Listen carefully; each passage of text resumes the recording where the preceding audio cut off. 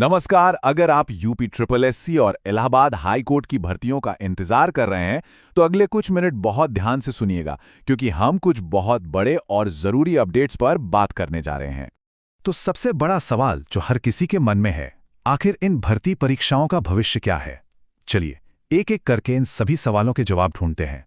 सबसे पहले तो ये कन्फ्यूजन है कि एएनएम की भर्ती का क्या होगा, क्या इसकी परीक्षा दोबारा होगी? फिर बात करेंगे ऑडिटर परीक्षा के उस कट ऑफ की जिसने कई लोगों को परेशान कर दिया है। और आखिर में वो खबर जिसका सब बेसब्री से इंतजार कर रहे हैं, इलाहाबाद हाईकोर्ट से आने वाली नई भर्ती। तो चलिए शुरू करते हैं। तो सबसे पहले यूपी एसएससी के अपडेट से ही शुरुआत करते हैं, जिसमें हम एएनएम और ऑडिटर के मुद्दों पर बात करेंगे। देखिए, एएनएम भर्ती का मामला ना अभी एक कमेटी के पास है।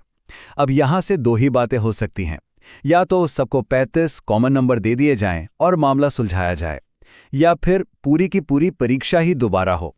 जो भी होगा कमेटी की रिपोर्ट के बाद ही तय होगा। लेकिन यहाँ एक बात समझनी होगी, जो अंदर से खबरें आ रही है ना, उनके हिसाब से दोबारा परीक्षा होने के चांसेस ही सबसे ज्यादा हैं।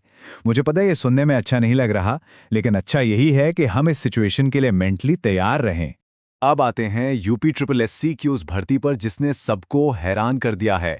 ऑडिटर पद थे कुल 530 और क्वालिफिकेशन सिर्फ ओ लेवल थी, तो उम्मीदें तो बहुत थी।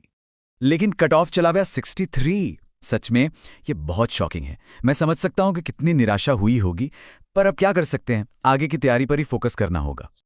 और यहीं पर मैं उन सभी से एक बहुत जरूरी अपील करना चाहता हूं जो कामयाब हुए हैं। अगर आपकी नौकरी पहले से ही किसी बेहतर पोस्ट पर लगी हुई है तो प्लीज ऑडिटर का डॉक्यूमेंट वेरिफिकेशन स्किप करने के बारे में जरूर सोचिएगा। आपका एक छोटा सा कदम किसी बेरोजगार के घर में बहुत बड़ी खुशियां ला सकता है।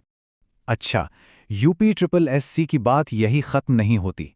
अब जरा जूनियर इंजीनियर यानी जेई परीक्षा और जो नए विज्ञापन आने वाले हैं उन पर भी एक नजर डाल लेते हैं।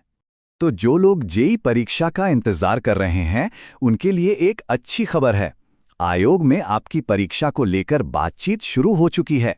आप लोग अप्रैल के आखिर या मई को टारगेट मानकर अपनी तैयारी को फाइनल टच देना शुरू कर दीजिए। अब देर मत कीजिए।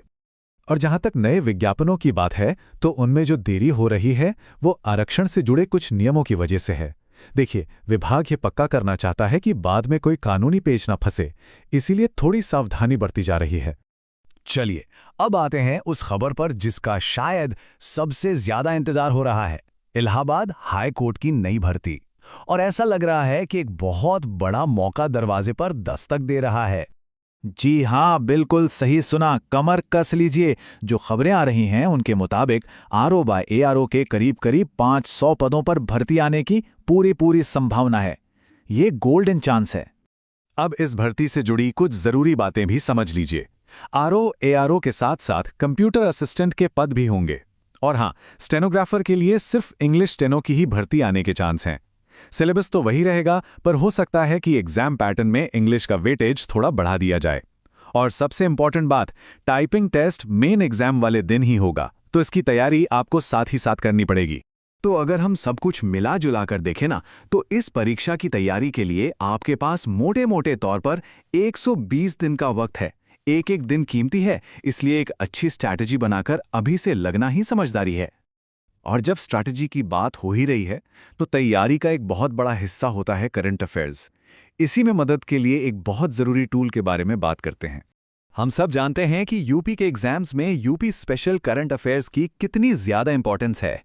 बस इसी बात को ध्यान में रखकर तरकश को तैयार किया गया है, जो अब मार्केट में अवेलेबल है। ये किताब इतनी खास क्यों है? क्योंकि ये पूरे एक साल के करंट अफेयर्स को कवर करती है। और तो और अपनी तैयारी को चेक करने के लिए इसमें 275 से ज्यादा प्रैक्टिस एमसीक्यूज भी दिए गए हैं। मतलब कोशिश यही है कि आपको यूपी करंट अफेयर्स के लिए कहीं और भटकना ही ना पड़े। अगर आप ये किताब घर बैठे मंगवाना चाहते हैं तो स्क्रीन पर जो व्हाट्सएप नंबर दिख रहा है उस पर संपर्क करके अपनी कॉपी बुक कर सकते हैं। तो इन सभी अपडेट्स के बाद अब सवाल ये उठता है कि अगला कदम क्या होना चाहिए। देखिए, सीधी सी बात यह है कि इन अनिश्चितताओं के बीच भी कई मौके सामने आ रहे हैं। नेगेटिविटी में अपनी एनर्जी वेस्ट करने से अच्छा है कि अपनी पूरी ताकत पढ़ाई पर लगा दी जाए। आने वाला समय बहुत सारे मौके लेकर आ रहा है, बस तैयार रहने की जरूरत है।